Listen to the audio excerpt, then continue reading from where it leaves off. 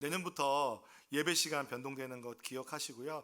예배 시간의 변동은 다음 세대를 위한, 또한 우리가 예배에 또 9시 30분과 11시 30분에 집중해서 함께 예배하여서 우리가 그렇게 시간대를 이렇게 같이 모여서 각 세대가 예배할 수 있도록 준비를 하고 있습니다. 그래서 유아유치부 전도사님도 저희가 청빙하였고요.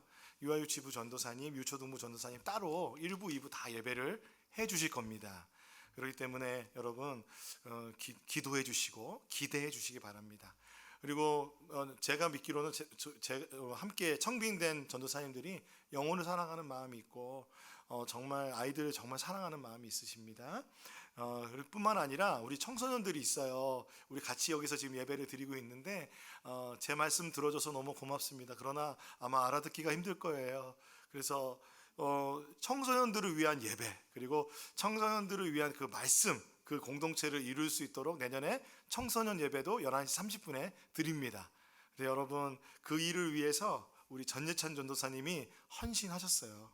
그래서 전예찬 전도사님이 와 함께 청소년들이 내년에 정말 깊은 예배의 우물을 파는, 그리고 공동체가 되고 이곳에 와서 서로의 또 공동체가 되는 시간이 되면 좋겠습니다. 네, 감사합니다. 여러분, 아울러서 저희가 이제 공동체에 힘쓰려고 하는데요. 유바디 교육 목회 우리가 함께 들었어요. 그래서 교회와 가정이 연결되는, 그렇죠. 유니게와 바울이 디모데를 양육했잖아요. 그래서 저희가 이제 공동체도 유초등부 그리고 유아유치부 그 자녀를 둔 부모님들이 같은 세대로 이렇게 같이 모여서 그 공동체 속으로 공동체를 만들고, 그리고 청소년부는 제가 구성하려고 보니까 인원이 생각보다 적더라고요. 그래서 차차 더 구성하고, 그리고 장년부도 나이대로 연령대로 저희가 구성을 해서 장년부도 구성을 하려고 합니다. 그래서 저희 그 전체 공동체 이름은 아시죠? 버팀목. 한번 따라해 볼까요? 버팀목. 네, 그렇습니다. 버팀목 공동체입니다. 그래서 각 공동체의 이름을 나무로 지으려고 하는데요. 이 모임을 언제 하려고 하냐면 저희가 한 1월 정도에 저희가 버팀목의 날을 한번 하려고 그래요. 다 같이 모여가지고 소그룹으로 같이 공동체 그냥 같이 인사도 하고, 한마디로 말하면 옛날에 무한도전에서 했던 친해지길 바래. 그냥 그런 시간들을 가지려고 합니다. 여러분, 우리 높은들 안성교회가 그런 공동체로 세워져 나가도록 기도 부탁드립니다. 저희 공예배에서 수요 기도회에서 높은들 안성교회 기도문으로 기도하고 있습니다. 높은 뜻 숭의교회 때 김동호 목사님께서 항상 중요한 기도는 항상 기도문을 만드셨습니다. 제가 하나님께서 수요 기도회, 금요 기도회 하나님 말씀 따라서 가는데 하나님이 계속 성령을 통해서 내적인 음성으로 기도하라는 마음을 주셨습니다. 12월 한 달 동안 여러분 같이 교회를 위해서 기도해 주시기를 부탁드립니다. 구체적인 기도로 우리가 함께 기도하면서 내년을 맞이했으면 좋겠습니다. 그리고 우리가 또 이 지금 절기가 대림절이잖아요. 우리가 마침 대림동산에 같이 교회를 하는데, 이 대림절이라는 건 뭐냐면 예수님께서 오심을 기다렸잖아요, 유대인들이. 근데 예수님이 오셨죠. 그리고 예수님께서 그리고 하늘 보좌에 계시고 이제 다시 오실 예수님을 기다리죠. 그리고 또한 우리는 삶을 살아가다 보면 늘 주님의 임재로 충만하면 좋은데 충만하지 않을 때가 더 많아요. 내 삶에 예수님 계신가? 내가 걸어가는 이 순간에, 내가 이 마음고생하는 이 순간 예수님 계신가? 그런 마음이 들 때 우리가 예수님을 기다립니다. 또 그런 간절한 기도하는 하나님을 기다리고 예수님께서 내 삶 가운데 임재해 주시는 그 임재를 회복하는 그런 시간들로 대림절을 보내시는 것입니다. 그래서 여러분, 요즘에 성탄절 회복 운동이 많이 있잖아요. 여러분, 성탄절은 우리 먹고 마시고 즐기는 날이 아닙니다. 성탄절은 이 땅에 오신 아기 예수, 하늘의 보좌를 버리고 이 땅에 오신 예수님을 기억하고 기념하는 날인데, 성탄절을 회복하는 가장 좋은 방법은 이 대림절을 잘 지키는 겁니다. 그래서 대림절의 깊은 묵상 나눠드렸잖아요. 그 하나씩 깊은 뭔가 새로운, 이거는 완전 내가 새로운 가르침이다, 이런 것은 혹시 있을 수도 있고 없을 수도 있지만, 아주 잔잔하게 매일마다 하나님 앞에 대림절에 그 묵상을 하면서 그 예수님을 기다리는 마음으로 우리가 이 기간을 지날 때 성탄 예배가 감격이 되는 거예요. 기쁨이 되는 거예요. 그 감격이 우리 안에 있기를 소망합니다. 그래서 우리 성탄 주일에 하나님께 마음 다해서 예배드리고 온전히 주님 예배하고, 그리고 우리 함께 성탄 축하 공연을 통해서 우리 성도의 교제도 함께 이루어지기를 소망합니다. 그래서 많이 지원해 주시고요.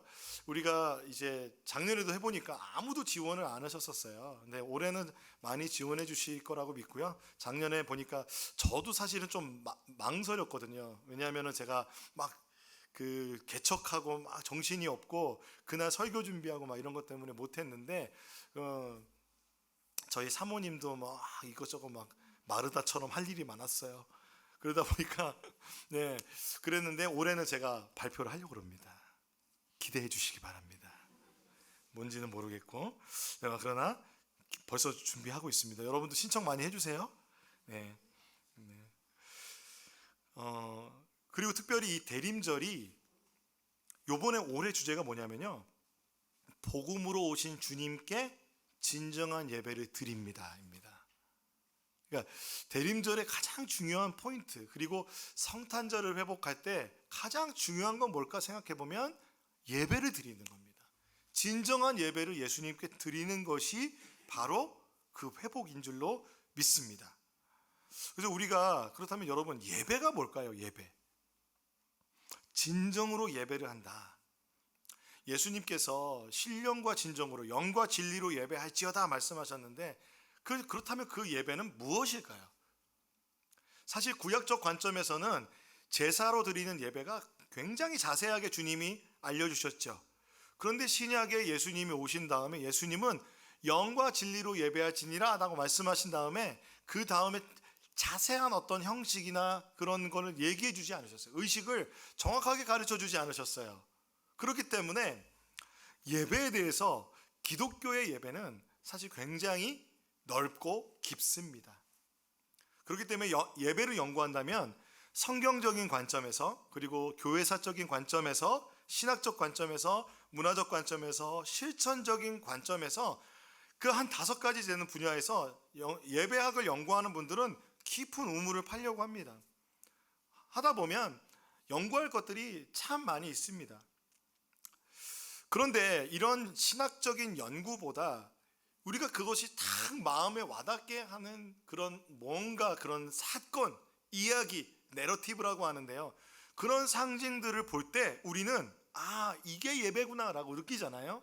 예를 들어서 어떤 분이 오늘 막 찬양하는데 두 손을 막 높이 들고 하나님 앞에 정말 주님 보좌 앞에 서 있는 것처럼 찬양한다면 우리는 그것을 보고 이것이 예배구나 느낍니다. 그리고 우리가 또한 예배를 드릴 때 어떤 분이 지금 이 자리에서 부복하여서 완전히 엎드려서 만약에 예배를 드린다면 우리는 그것을 보고 이것이 경배구나, 예배구나 알아들을 수 있을 겁니다.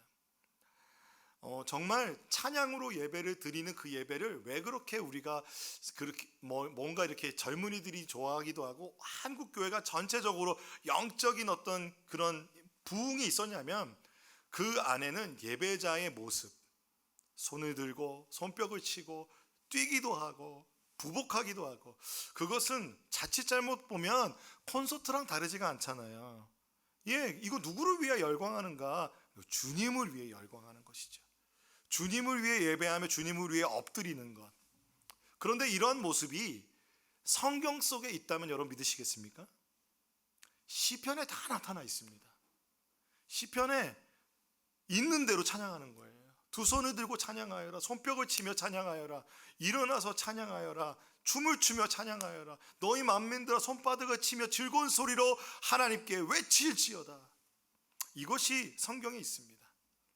뿐만 아니라 이제 신약에서는 신약 성경에서의 예배의 모습은 어떻게 나타날까요? 예수님께서 요한복음 4장에 영과 진리로 예배하라고 사마리아 여인을 만나셨죠. 그런데 그뿐만 아니라 몇 가지 사건들이 예수님을 예배하는 모습을 상징하고 우리에게 주는 어떤 이야기가 있습니다. 교훈이 있습니다. 그 대표적인 게 뭐냐면 바로 향유를 깨트린 여인의 이야기입니다. 여러분 다 들어보셨죠? 내게 있는 향유 옥합 주께 가져와. 다 아시죠? 그 발 앞에 입 맞추고 깨뜨립니다. 아멘. 우리가 이 찬양을 잘 압니다. 그만큼 많은 사람들에게 지금 예수님의 복음이 전해지는 데에는 이 이야기가 다 이야기가 되고 있습니다. 예수님 말씀하셨습니다. 이 향유 옥합을 깨뜨린 여인의 믿음을 기쁘게 보시면서 내 이 천국 복음이 전파되는 모든 곳에서는 너의 이야기가 들려질 것이다. 주님 말씀하셨습니다. 이 이야기가 얼마나 소중한 이야기인지 사복음서에 다 기록되어 있습니다. 마태복음, 마가복음, 누가복음, 요한복음에 다 기록이 되어 있습니다. 자, 그렇다면은 이 향유를 깨뜨린 이야기를 그래 우리가 살펴보기 원하는데요. 자, 여러분, 향유 깨뜨린 여인이 몇 명이었을까요? 생각해 보셨어요? 한 사람이라고 생각하잖아요. 심지어 우리 찬송가 부를 때 그 값비싼 향유를 주께 드린 막달라 마리아 본받아, 그렇게 우리가 많이 했는데 사실 이 찬송가 가사가 제가 보니까 틀린 것 같아요. 이 막달라 마리아가 너무 많잖아요. 근데 사실 성경에는 그 이름이 나와 있는 사람은 오늘 본문의 마리아인데, 이 마리아는 막달라 마리아가 아닙니다. 나사로의 누이 마리아입니다. 마르다의 동생 마리아입니다. 자, 그렇다면 여러분, 적어도 우리가 성경에서 3명 정도를 생각해 볼 수 있습니다. 아니면 조금 좁혀서 학자들마다는 2명일 것이다, 이렇게 얘기합니다. 자, 제가 시간대적으로 설명을 드릴게요. 제일 먼저 그렇다면은 향유 옥합을 깨뜨렸던 그 사건이 언제 일어났냐고 보냐면 누가복음에 일어난 사건인데, 예수님 공생의 초기에 갈릴리에서 일어난 일입니다. 누가복음에는 그 일이 기록이 되었는데요. 거기에는 바리새인 시몬의 집에서 잔치가 열리는데, 그곳에서 예수님께서 식사하시고 있는데 이름을 모르는 죄인인 한 여인이, 그러니까 이름이 정확하게 없어요. 죄인인 한 여인이 그곳 예수님께 가서 갑자기 눈물을 흘리면서 들어오는 거예요. 그러면서 그 발에다가 그 발을 눈물로 씻고 향유를 붓고 그리고 예수님께 입 맞춥니다. 그 발에 입 맞춥니다. 이 사건이 있습니다. 두 번째 사건은 시간적으로는 오늘 요한복음의 사건입니다.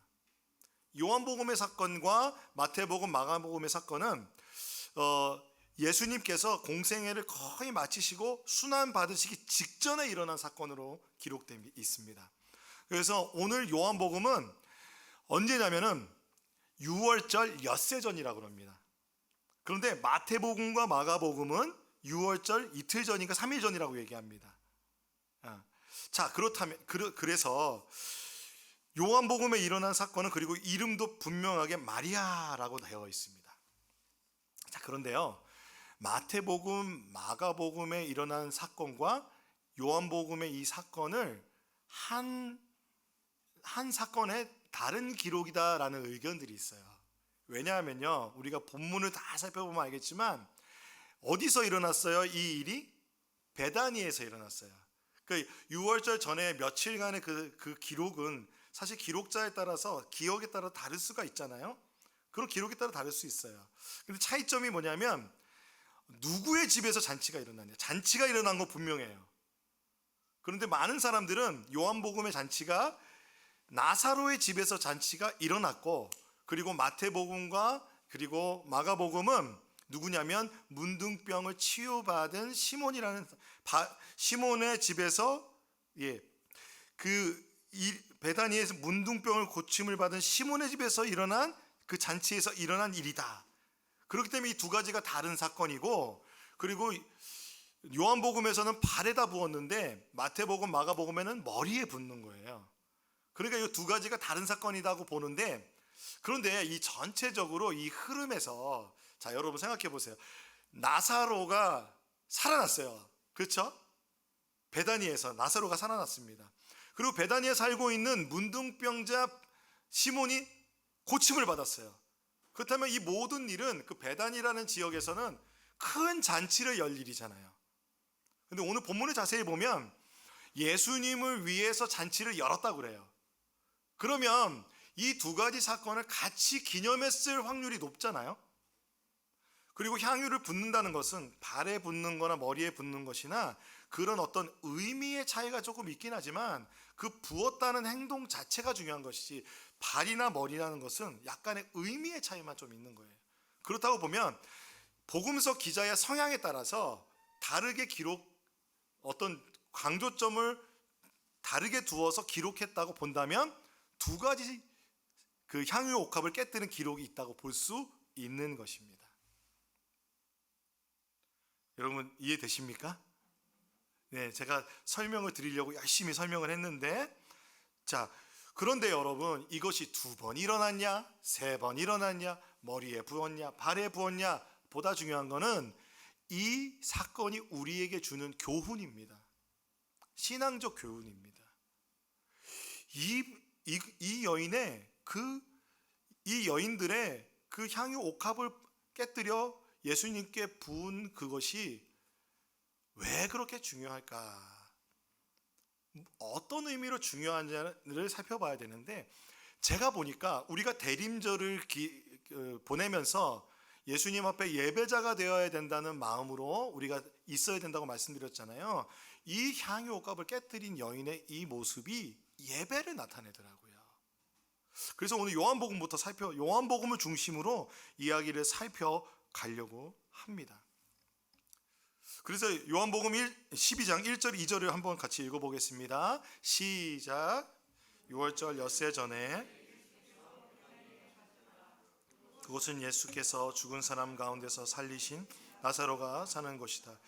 거기에서 예수를 위하여 잔치를 베풀었는데 마르다는 시중을 들고 있었고 나사로는 식탁에서 예수와 함께 음식을 먹고 있는 사람 가운데 끼어 있었다. 자, 나사로의 집에서 잔치를 했다는 말이 없습니다.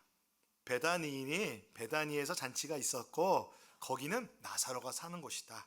2절에 보니까요, 나사로는 식탁에서 예수와 함께 음식을 먹고 있는 사람 가운데 끼어 있었다 그럽니다. 잔치의 주인이란 표현이 없어요. 그렇죠? 그렇습니다. 그렇기 때문에 우리가 앞서 말한 것처럼 그 마태복음과 마가복음에 있는 잔치랑 같은 잔치다라고 한번 생각해 볼 수 있습니다. 자, 그런데 여기 여러분 마르다가 있습니다. 마르다는 시중을 들고 있습니다. 제가 이제 설교하면서 저희 아내 얘기하기가 조금 죄송한데요, 저희 아내는 쉴 새 없이 움직입니다. 집에서도 움직이고 교회에서도 움직이고 커피 내리다가 어디 주방 갔다가 여기 물 올려주시고 막 이렇게, 그 마르다는 그런 성품의 그런 성향의 시중을 들고 그리고 봉사하는데 굉장히 몸에 익은 사람이었어요. 그러니까 이거는 어떻게 보면 사람의 성향에 따라 다른 거예요. 근데 마르다 말고 마리아가 어떤 사람이었죠? 마리아는 예수님 앞에 머물러 예수님과 관계적인 어떤 교제를 중요하게 생각하는 사람이었어요. 그러니까 마르다는 예수님께 뭔가 봉사하는 것을 통해서 사랑을 표현했고, 마리아는 어떤 표현으로 예수님 앞에 함께 예수님 앞에 경청하고 예수님의 말을 들으면서 그런 관계적인 그런 어떤 친밀한 교제를 통해서 사랑을 표현했습니다. 사람마다 다른 건데요, 오늘 이 본문을 보니까 근데 마리아가 안 보여요. 평소 같으면 마리아가 어디 있어야 돼요? 그러니까 이런 거죠. 예수님과 나사로가 먹는데 마리아가 함께 옆에 있더라. 그렇죠? 그런데 마르다는 열심히 시중 들고 있더라. 이런 게 쓰여 있어야 될 것 같은데 마리아가 안 보여요. 마리아가 안 보이는데 갑자기 마리아가 나타나는 거예요. 마리아 어디 갔지? 마리아가 어디 있어? 사람들이 다 궁금했을 거예요. 그런데 마리아가 나타나더니 뭘 하나 들고 나와요. 하나 들고 나오는데 그 향유 옥합인 거예요. 향유 옥합. 그 향유 옥합을 깨더니 예수님의 팔에 막 다 부어버리는 거예요. 그런데 어떻게 했습니까? 그 자기 머리털로 그 발에 닦는 거예요. 주위의 사람들이 와, 정말 아름다운 모습이다라고 했을까요? 아니면 깜짝 놀랐을까요? 당황했겠죠.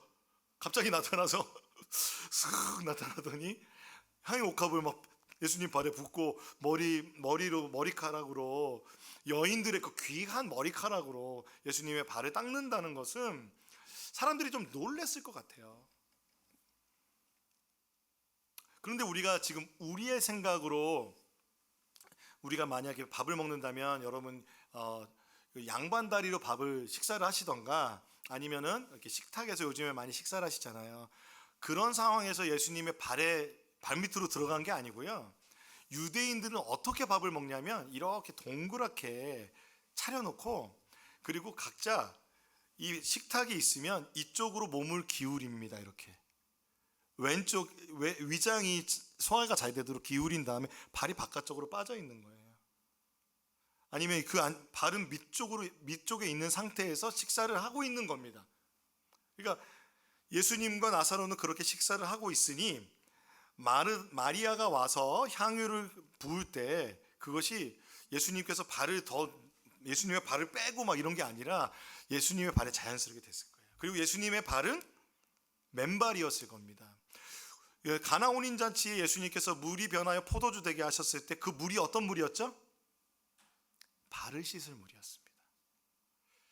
그러니까 손님을 대접할 때 그 주인은 반드시 그 발을 씻을 물을 준비하는 것이 일반적인 문화였습니다.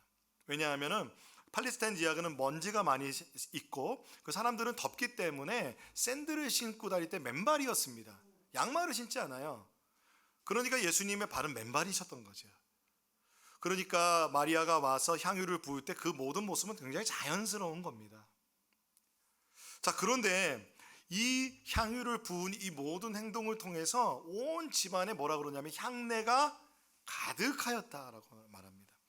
이 순전한 나드 한 근의 향유를 부었을 때 그 집에는 주님 그 향유 향기가 가득하였습니다. 요한복음 12장 3절에 이렇게 되어 있죠.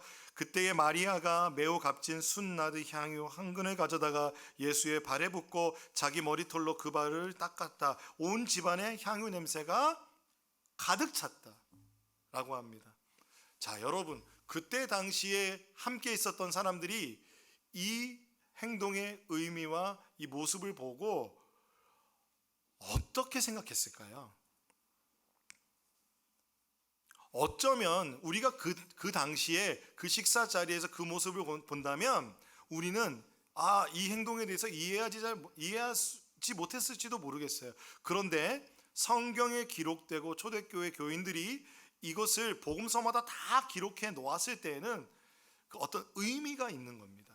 그래서 제가 그 의미를 세 가지로 살펴보았어요. 첫 번째 한번 보면요. 첫 번째로 보면 상대방을 향한 존경과 헌신의 표시입니다. 한번 같이 읽어볼까요? 상대방을 향한 시작.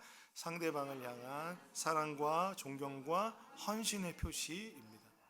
누군가를 사랑하고 존경하고 그리고 그 사람에게 내 삶을 헌신한다고 할 때 향유를 붓고 기름을 붓는 행동을 하는 겁니다.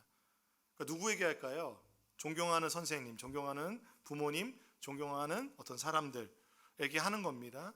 그런데 유대인들에게는요, 귀에 손님을 맞이할 때 발을 씻을 물과 더불어 준비하는 게 있어요. 뭐냐면 향유예요.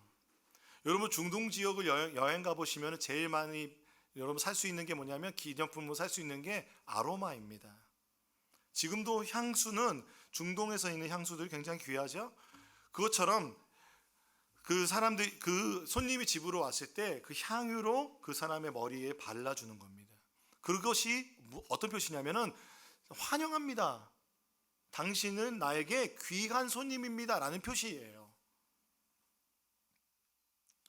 자, 그런데 그렇다면은 우리가 예수님께서 지금 이 잔치 가운데 있으실 때 그 잔치 주인은 예수님께 이걸 다 했을 거예요. 씻을 물도 드리고, 그렇죠. 예수님을 위한 잔치니까. 분명히 주인이 예수님을 위해서 향유를 머리에 부었을 거예요. 발랐을 거라고 생각이 듭니다. 그런데 마리아는 오늘 예수님께 한 번 더 기름을 부어 그분을 사랑하고 존경하는 표시를 한 겁니다.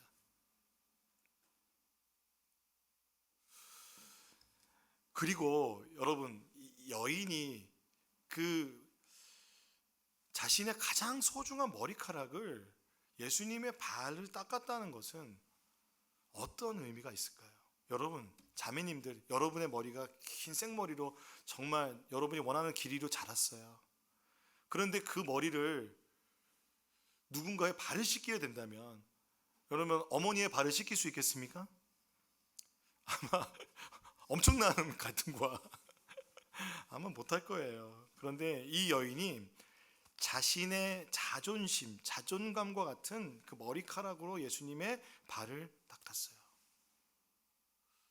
그것은 예수님의 발에다가 향유를 부었다는 것은 예수님의 머리로 참아가지 못하고 발에다 부은 거예요. 그분의 머리까지 가지 못하고 발에다 부은 것이죠. 그것이 이 여인의 예수님을 향한 존경의 마음이고 겸손의 마음이라고 생각이 들었어요. 사실 여러분, 우리는 모두 다 예수님 앞에 죄인이지 않습니까? 우리가 어떤 재력이 있든, 어떤 권력이 있든, 어떤 명예를 가지고 있든, 어떤 자리에서 있든지 우리는 모두 다 예수님 앞에서 죄인입니다. 여러분, 이 얘기 듣기 좋으세요? 껄끄러우세요? 껄끄럽죠. 껄끄러워야 정상이에요. 왜냐하면 우리 죄인이니까 죄인인 얘기도 듣기 싫어해요. 그런데요, 사실 우리는 예수님 앞에서 죄인입니다. 하나님 앞에서 하나도 자랑할 것 없는 죄인입니다. 이 마리아는 그걸 인정한 거죠. 내가 죄인입니다 라는 것을 인정했다는 것은 나의 자존감을 내려놓고, 나의 자아를 내려놓고, 나의 자아가 십자가에 못 박혀 죽고 예수가 살아나는, 예수님 나는 죄인입니다 인정하는 것입니다. 사실 누가복음에서 나타난 예수님께 향유 옥합을 깨뜨린 여인을 뭐라 그러냐면 죄인인 한 여인이라고 그래요. 이 여인이 예수님께 용서를 받았나 봐요. 그러니까 이 여인은요, 이 누가복음의 여인 마리아 말고 누가복음의 여인은요, 들어오면서부터 눈물을 막 흘려요. 한없이 눈물을 흘리는데 여러분, 어느 정도 눈물을 흘리면 그 눈물로 발을 씻을 수 있을까요? 여러분, 그런 통한의 눈물, 감격의 눈물, 용서받은 그 사랑의 감격의 눈물을 흘려보신 적 있으십니까? 저는 있었던 것 같아요. 눈빛이 막 흔들리죠. 동공이 흔들리는 이유는 그때가 젊은 때이기 때문에. 대학생 때 수련회 때 거기 가면, 그 수련회 가서 한 2, 3일 지나면 예수님에 대한 그 사랑과 예수님이 나를, 이 죄인인 나를 용서해 주셨다는 사실이 말씀과 찬양을 통해서 막 내 심령 가운데 부어져요. 그러면 얼마나 많이 울었는지 몰라요. 내 이 무릎을 꿇고 주님 앞에 엎드려 막 우는데 내 이 앞자리가 내 눈물과 콧물로 가득 찰 정도로. 그래서 저는 항상 티슈를 2-3개씩 사갔어요. 그래서 그것으로 내 눈앞에는 그 티슈가 가득했던 기억이 납니다. 그리고는 그 예수님께 그 머리칼로 그 발을 씻기고 다시 향유를 부어서 예수님을 존귀하게 하는 이 여인.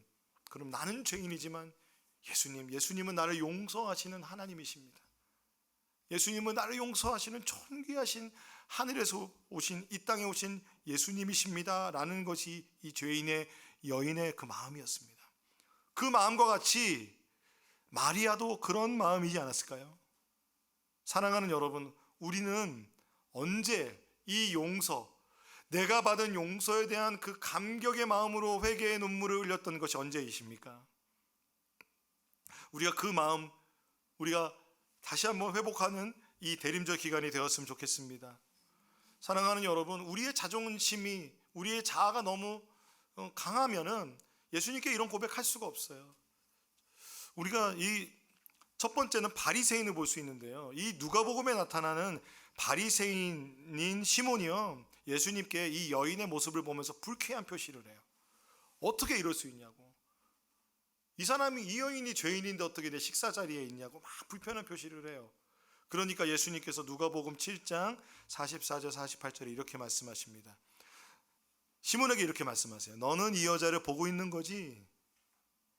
내가 네 집에 들어왔을 때 너는 내게 발 씻을 물도 주지 않았다. 그러나 이 여자는 눈물로 내 발을 적시고 자기 머리털로 닦았다. 너는 내게 입맞추지 않았지만 이 여자는 들어와서부터 줄곧 내 발에 입맞추었다. 너는 내 머리에 기름을 발라주지 않았지만 이 여자는 내 발에 향유를 발랐다. 그러므로 내가 너에게 말한다. 이 여자는 그 많은 죄를 용서받았다. 그것은 그가 많이 사랑하였기 때문이다. 용서받은 것이 적은 사람은 적게 사랑한다. 그리고 예수님께서 그 여자에게 말씀하셨다. 내 죄가 용서받았다. 죄를 용서할 수 있는 권위 누가 있습니까? 사람이 할 수 있습니까? 제사장이 할 수 있습니까? 예언자가 할 수 있습니까? 왕이 할 수 있습니까? 오직 하나님만이 용서하실 수 있는 것이죠. 바리새인은 자신의 의와 가치가 너무 컸기 때문에, 자신의 종교적 그런 자존심이 너무 컸기 때문에 죄인들과 어울릴 수 없다고 생각했습니다. 자기 자신의 가치가 높은 만큼 예수님을 무시했습니다. 예수님을 존귀하게 여기지 않았습니다. 예수님을 사랑하고 존경하지 않았습니다. 발 닦을 물도 드리지 않았습니다. 그리고 그가 당연히 해야 되는 손님을 접대할 때 존귀하게 여기는 향유도 바르지 않았습니다.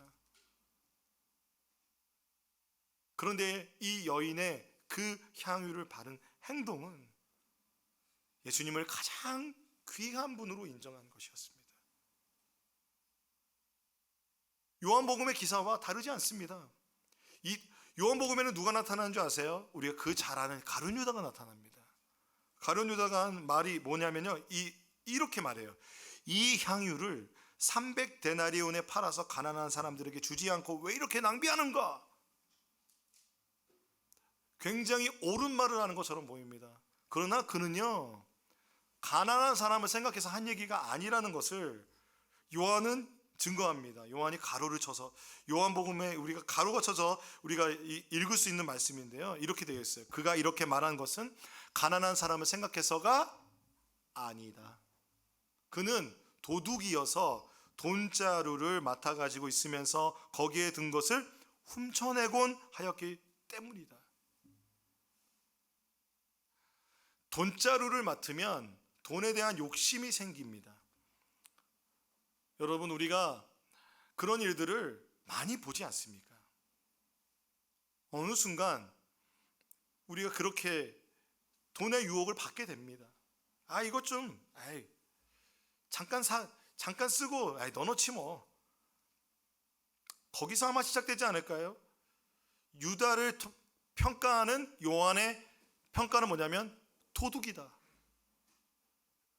유다는 도둑놈이라고 말합니다. 그런 이 말은 뭐예요? 유다는 가난한 사람을 생각할 리가 없다는 겁니다. 유다가 돈이 있으면 가난한 사람을 구제했겠습니까? 저는 구제하는 척은 해도 그의 마음으로 구제하지 않았을 거라고 생각해요. 그런데 오늘 이 마리아가 예수님께 부었던 이 향유 옥합은 여러분, 순전한 나드 한 근이었습니다. 그 가격을 놀랍게도 유다가 얘기해 주는 거예요. 유다가 뭐라고 합니까? 300데나리온이라고 합니다. 이 나드라는 향유는요, 수입산입니다. 북인도, 이렇게 지금 있는 곳이 팔레스틴 중동 지역인데, 북인도 지역에서 자라는 감송향이라고 합니다. 감송향이 어떤 향인지 제가 잘 모르겠어요. 잘 안 맡아봐가지고 저도 향수를 많이 없어가지고. 그러니까 식물에서 추출하니까 하고 또한 수입을 해야 되니까 가격이 엄청 비쌌어요. 그러니까 수입산 명품 향수인 겁니다. 자, 이 가격이 로마식으로 326g인데 326ml라고 보면 돼요. 그렇다면 이것이 300데나리온인데 300데나리온은 한 사람의 1년치 품삯입니다. 자, 여러분, 우리나라에서 하루 일하면 얼마 받습니까? 적어도 15에서 20만 원 받죠. 20만 원으로 치면 6천만 원이고요. 적게 잡아서 10만 원으로 치면은 3천만 원입니다. 이때 여러분이 그래, 유다가 한 말이 맞네. 유다가 한 말이 맞네. 그렇게 생각하실 수 있어요. 근데 이 여인에게서 이 가치는 얼마나 소중한 가치였을까요? 이 순전한 나드 향유 옥합은 그 주석들에 보면요, 결혼할 때 지참금으로 가져간다는 얘기가 있어요.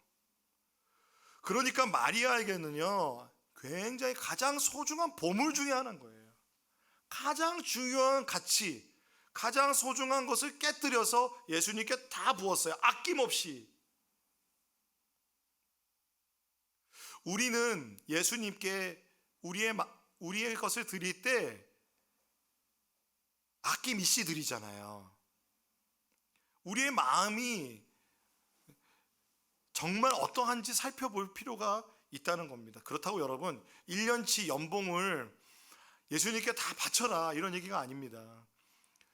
이 여인은 근데 그것을 다 바쳤지만 그만큼의 가치를 예수님께 드린 것입니다. 다 여러분 질문하고 싶습니다. 여러분에게는 예수님께 정말 가장 중요한 가치인 것을 깨어서 내어드릴 것이 무엇이 있으십니까?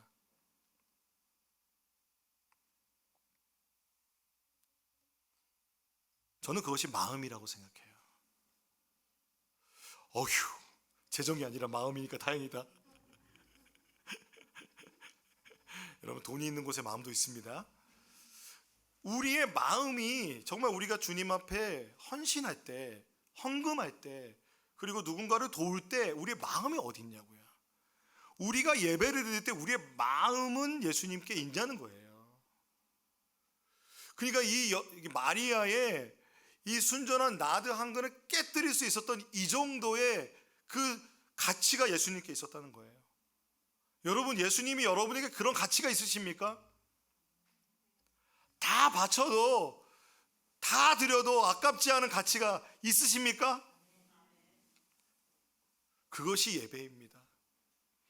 여러분, 이 자리에서 예배를 드릴 때만큼은 내가 다 드려도 아깝지 않은 그 주님께 다 드리는 것입니다. 나의 마음을 다해서 드리는 것입니다. 그래서 월십이라는 단어가요, 보여주시면요, 월스라는 단어와 쉽이라는 단어인데 그러니까 최고의 가치를 의미합니다. 최상의 가치를 인정하다라는 겁니다.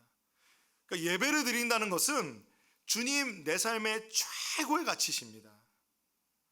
주님이 내 삶의 가장 존귀한 보물이십니다라고 고백하는 겁니다. 여러분 집에, 여러분의 삶에 가장 존귀한 보물이 뭐냐면 예수님인 거예요.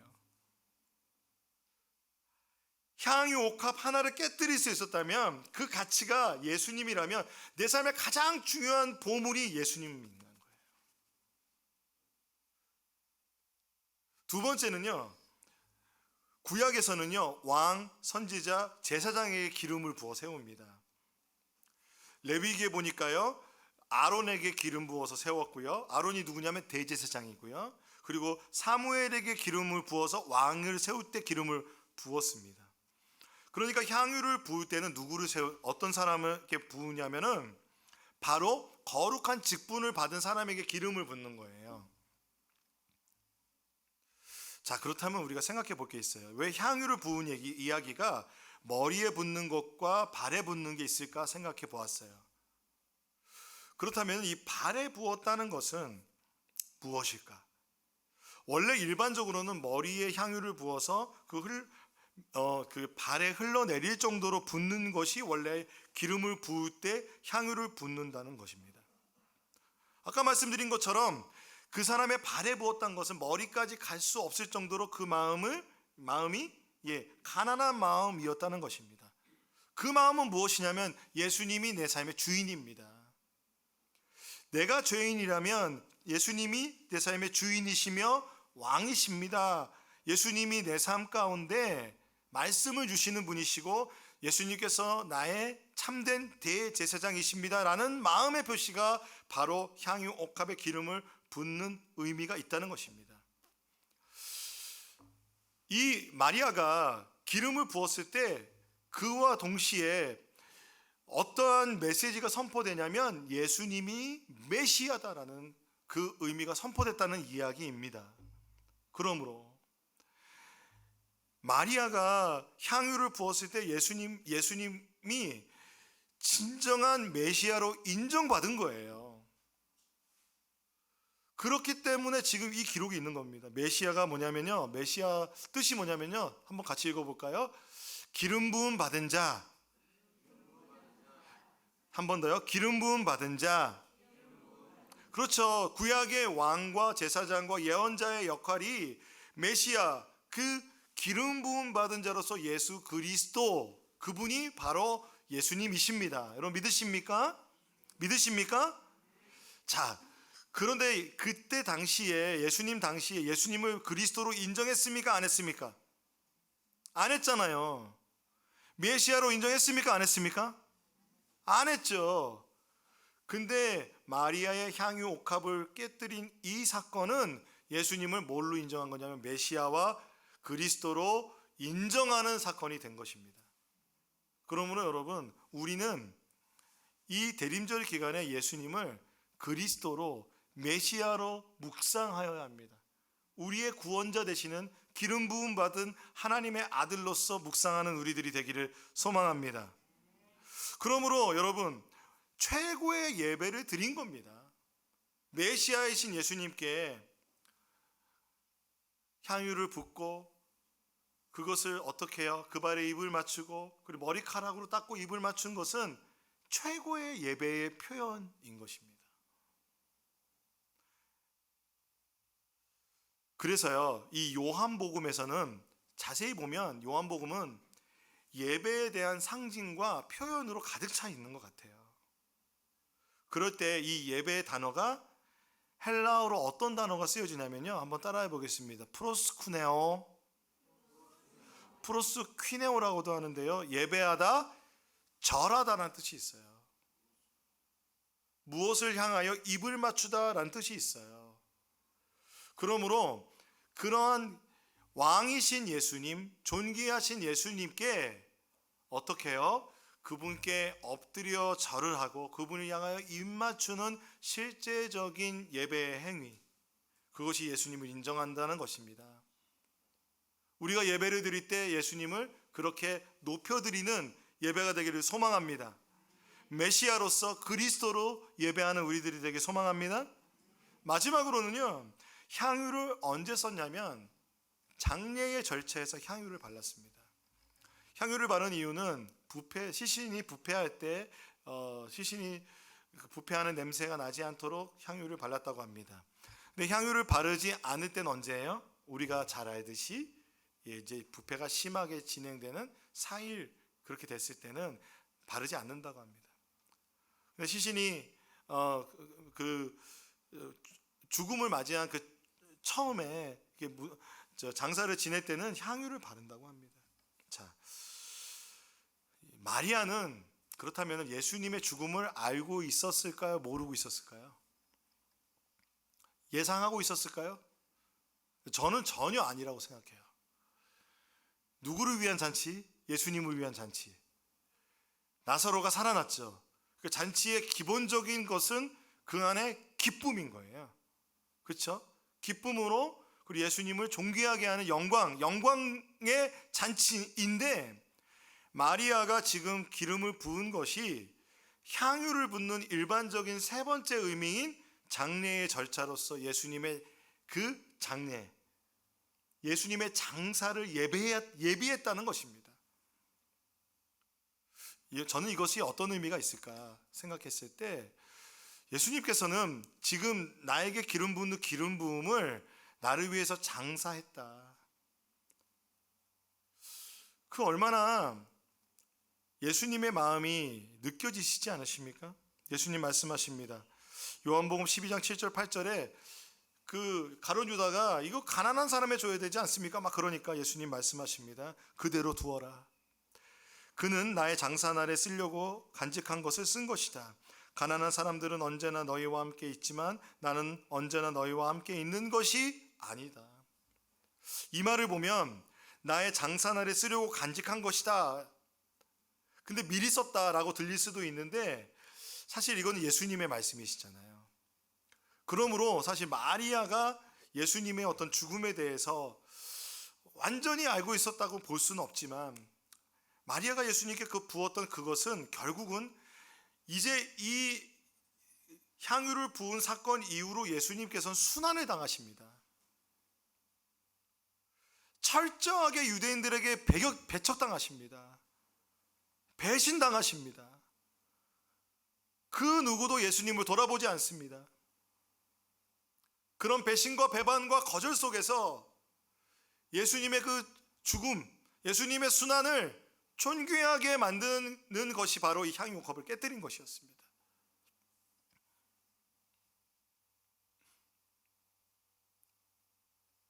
이 이야기를 들은 초대교인들과 지금 우리는 그러므로 이 향유 옥합을 깨뜨려 예수님 발에 부어진 이 상황을 보면 우리는 무엇을 생각할 수 있냐면, 우리 죄 때문에 십자가에 달리실 예수님의 그 발을 생각할 수밖에 없습니다. 그 예수님의 발에 마리아는 향유를 부어 예수님의 마음을 위로했습니다. 사랑하는 여러분, 예수님은 지금 어디 계십니까? 하늘 보좌 우편에 계십니다. 그런데 빌립보서의 말씀을 보면 예수님께서 그 높임을 받기 위해서 어디까지 가셨습니까? 수월까지 가셨습니다. 하늘 보좌를 버리고 이 땅에 오시는 낮아짐을 선택하셨습니다. 그리고 우리의 모든 죄를 지고 감당하시고 십자가에서 모든 죄값을 치르셨습니다. 여러분, 예수님은 향유 옥합을 깨뜨린 것이 아니라 예수님은 자기 자신을 십자가에서 깨뜨리셨습니다. 그 예수님의 가치, 그것을 오늘 마리아는 인정한 겁니다. 사랑하는 여러분, 여러분은 모두 다 예수님의 가치입니다. 예수님의 십자가에서 몸과 물과 피를 다 쏟으시면서 사신, 다 이루었다 말씀하실 때 헬라어로 다 지불되었다, 모든 죄값이 지불되었다라는 말과 같습니다. 여러분, 예수님께서는 그렇게 하셨습니다. 그러므로 이 여인의 기름 부은 행동은 예수님을 무엇으로 인정하는 겁니까? 예수님 메시아이신데 고난받은 메시아, 우리를 대속하실 메시아로 인정하는 것으로 예수님 받아들이셨다는 것입니다. 그러므로 마리아의 마음은 어쩌면 단지 예수님만을 위한, 예수님을 위해서 귀한 향유 옥합을 깨뜨리는 그런 행동이었지만, 이것은 미래의 예수님의 죽음을 존귀하게 하는 그런 예언적인 행동이 된 것입니다. 사랑하는 여러분, 우리의 예배는 그런 것입니다. 우리의 예배는 다시 오실 예수님, 우리를 위해 돌아가신 그 예수님을 기억하고 예수님으로 인하여 충만하게 되는 그런 예배라고 믿습니다. 사랑하는 여러분, 이 연말을 지내면서 여러분 어떤 마음이십니까? 예배자로서 주님께 우리의 마음을 드리고 우리의 마음을 다시 한번 주님 앞에 깨어서 회개하는 마음으로 주님 앞에 나아가시고, 또한 주님 앞에 주님을 더 높여드리고 나는 낮아지는 그 겸손한 마음을 가지며, 그리고 또한 주님께서 우리를 위해서 담당하신 그 십자가의 그 모든 은혜에 감사하며 예배하는 우리들이 되길 소망합니다. 저는 가난한 자를 돌보는 구제와 선교는 반드시 예배와 함께 가야 된다고 믿습니다. 예배가 없는 구제, 예배가 없는 선교는 의미가 없을 수 있습니다. 그러므로 우리 높은들 안성교회는 가장 먼저 예배에 힘쓰는 우리들이 되기를 소망합니다. 우리 함께 찬양하기 원합니다. 내게 있는 향유 옥합이라는 찬양인데요. 함께 찬양하며 하나님 앞에 나아가도록 하겠습니다.